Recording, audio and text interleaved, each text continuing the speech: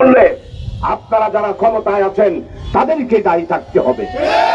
কারণ এই রায় 11 দলীয় জোটের রায় নয়, এই রায় আমার বাংলার কৃষক, শ্রমিক, মেহনতি মানুষ, সর্বস্তরের 70% মানুষ, ভারত উপমহাদেশের 100 বছরের ইতিহাসে এইরকম আর কোন গণভোটের রায় 70% হয় নাই। আপনাদের সম্মানিত শহীদ রাষ্ট্রপতি জিয়াউর রহমানের গণভোটেও আপনারা ভোট পেয়েছিলেন অনলি ফর 28%। আর আমরা আজকে গণরায়, আজকে বাংলার মানুষ 70% মানুষ আজকে আমরা ঐক্যবদ্ধ হয়েছি। তাই প্রিয় ভাই সব, আজকে আপনারা যারা এসেছেন তাদের সবাইকে 11 দলীয় জোট বিশেষ করে বাংলাদেশ জামাত ইসলামের পক্ষ থেকে আহ্বান জানাই, ঘরে ঘরে আপনারা জুলাই সনদ বাস্তবায়নের সমর্থনে আপনারা গণজোয়ার সৃষ্টি করুন।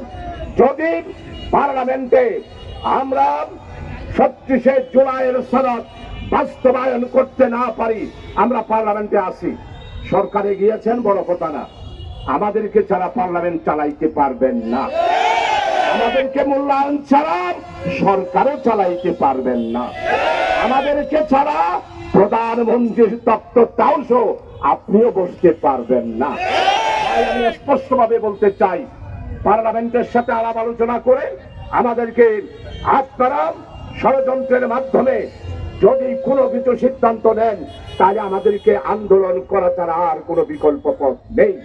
তাই আসুন সবাই ঐক্যবদ্ধভাবে 70% মানুষ আমরা যেই গণরায় দিয়েছি সেই রায় বাস্তবায়ন করার জন্য আপনাদের সবাইকে ঐক্যবদ্ধভাবে 11 দলীয় জোটের নেতৃবৃন্দ, 11 দলীয় জোটের সর্বস্তরের আমার প্রিয় দেশবাসী, আমরা ঐক্যবদ্ধভাবে জুলাই সনদকে বাস্তবায়ন করার জন্য ঐক্যবদ্ধভাবে কেন্দ্রীয় কর্মসূচি পালন করার জন্য আগামীতে আহ্বান রেখে আপনাদের সবাইকে আন্তরিক কৃতজ্ঞতা প্রকাশ করে আমার বক্তব্য এখানে শেষ করছি।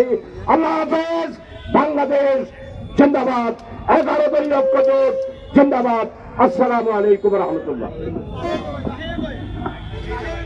আজকের এই বিক্ষোভ সমাবেশে এখন সভাপতির বক্তব্য রাখবেন অধ্যক্ষ মাওলানা মহিউদ্দিন।